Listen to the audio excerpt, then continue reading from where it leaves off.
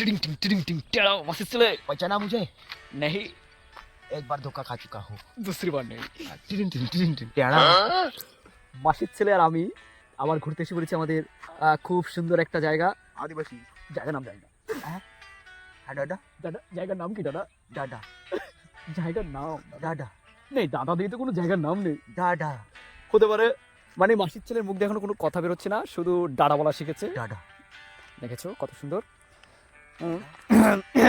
ভাবছি আমিও চাষের জমি দেবো, কিন্তু কিভাবে চাষ করা হয় জানি না, এভাবেই করে মাসির ছেলে। ভাবছি আমরাও এই ধান চাষ করবো।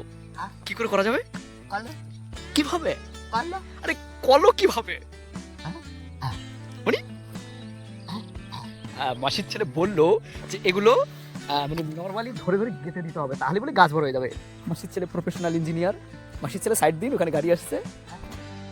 আমাকে মাসির ছেলে এত সুন্দরভাবে, আমার দোকানদার এত সুন্দরভাবে আমার মানিজ্যত উঠিয়ে আমার চুল কাটিয়েছে না, যে ভেবেছিলাম কদিন ভিডিওই বানাবো না। হ্যাঁ, তুমি যদি একটু চুল কাটা শিখতে তাহলে আমার কত ভালো হতো। দেখো একবার পুরো আমি পুরো সেম দেখতে বাংলাদেশের হিরো, নাম কি? দাদা না, এই বাংলাদেশের নায়কটার নাম কি? হিলো। এই তো হিলো আলম, মানে হিরো আলম। হিলো আলম। আলম। আলম, হ্যাঁ হ্যাঁ, আমি সেম দেখছি। কারণ এই চুল আমার যা কেটেছে না, ভাবছিলাম হৃত্বিক রোশন হয়ে যাবো, কিন্তু এখন আমাকে হিরো আলম হতে হচ্ছে। তুমি কিছু খাবা? কি? আচ্ছা ঠিক আছে, আমরা মাসির ছেলেকে নিয়ে এবার চায়ের দোকানে যাবো, আর তোমরা এই সুন্দর পরিবেশটা উপভোগ করো।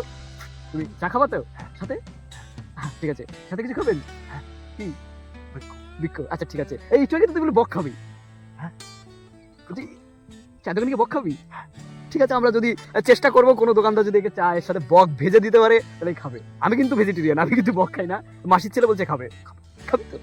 ঠিক আছে, চল চলো।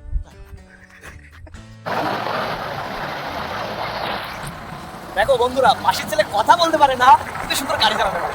এর জন্য ওকে আনা। হ্যাঁ, এর আবার কিন্তু 4-5টা গার্লফ্রেন্ড আছে, এই কথার জন্য পড়ে গেছে। তুমি মিথ্যা বলো না মাসির ছেলে, আমরা জানি।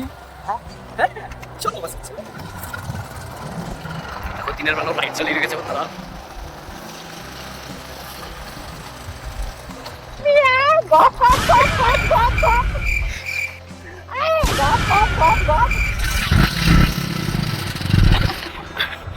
মাসির ছেলে এটা তুমি কি করলো? বলে কথা বলতে পারো না, তাহলে এটা কি করলো? ওই গাড়ির ড্রাইভারগুলোকে দেখে তুমি কিছু একটা তো তাদের বললা তুমি। ঠিক আছে, মাসির ছেলের মধ্যে মাঝে মধ্যে মাসির ছেলে কিন্তু দুটো আত্মা, কিছু টাইমে আত্মা ডাটা আত্মা বেরিয়ে যায়, আবার কিছু টাইমে মানুষের স্বপ্ন মানুষকে ধ্বংস করে দেয়। তোর কোনো বড় স্বপ্ন আছে? সত্যি তো একটা স্বপ্ন আছে। কি স্বপ্ন?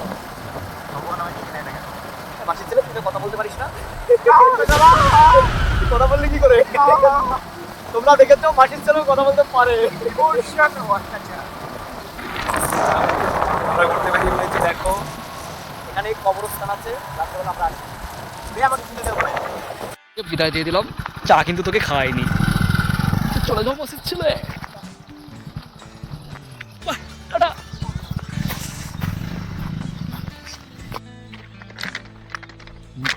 আমার মাসির ছেলে বাড়ি চলে গেছে, মানে ওর ভালো নাম হচ্ছে শিবম।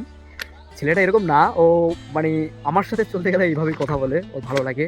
কারণ বাড়িতে সারা টাইম বসে থাকে তো, আর আমি আর ও বিশেষ করে ঘুরতে বেরোই, আর আমার ইউটিউব চ্যানেলে আপলোডও করে থাকি।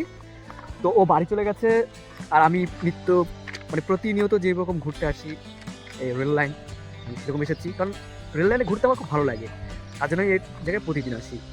আর বিশেষ করে আমার ইউটিউব চ্যানেলে নতুন করে কোনো মানে ভালো ভিডিও ছাড়া হচ্ছে না, কারণ কোথাও ঘুরতে যাওয়া হচ্ছে না। তাই তোমরা ভাবতে পারো, মানে তো আমার মনে হচ্ছে তোমাদের একটু বিরক্ত লাগতে পারে যে না, এই ছেলেটা প্রতিনিয়ত সে একই রেল লাইন দেখিয়ে যাচ্ছে, নিজের এলাকায় দেখিয়ে যাচ্ছে।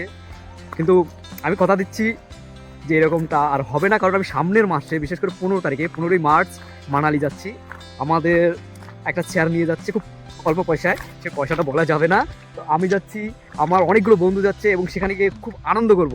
আর সেই আনন্দের প্রতি মুহূর্তটা আমি তোমাদের সামনে তুলে ধরবো। যদি ভালো লেগে থাকে তাহলে আমাদের একটু ফলো আর শেয়ার করে দিবা, আর একটু সাপোর্ট করে দিবা।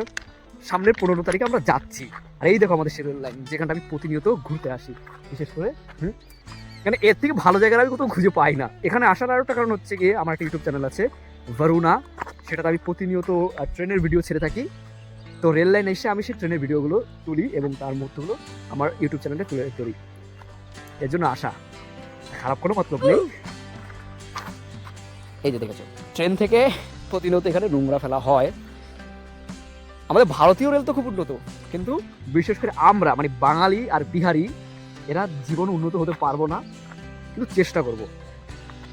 বাঙালি আর বিহারি চাইলে অনেক কিছু করতে পারে, যেমন ভারতের সব থেকে বেশি আইপিএস অফিসার বিহারি, আর ভারতের সব থেকে বেশি জ্ঞানী মানুষ কিন্তু বাঙালি।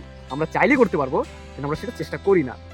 তাই বলছি কোনো বাঙালি আর বিহারি আমার কথা শুনে একটু খারাপ কিছু মনে করবো না, আমি যেটা সত্য সেটাই তুলে ধরেছি। আর এইসব মানে কি কেউ জানলে একটু বলে দেবেন।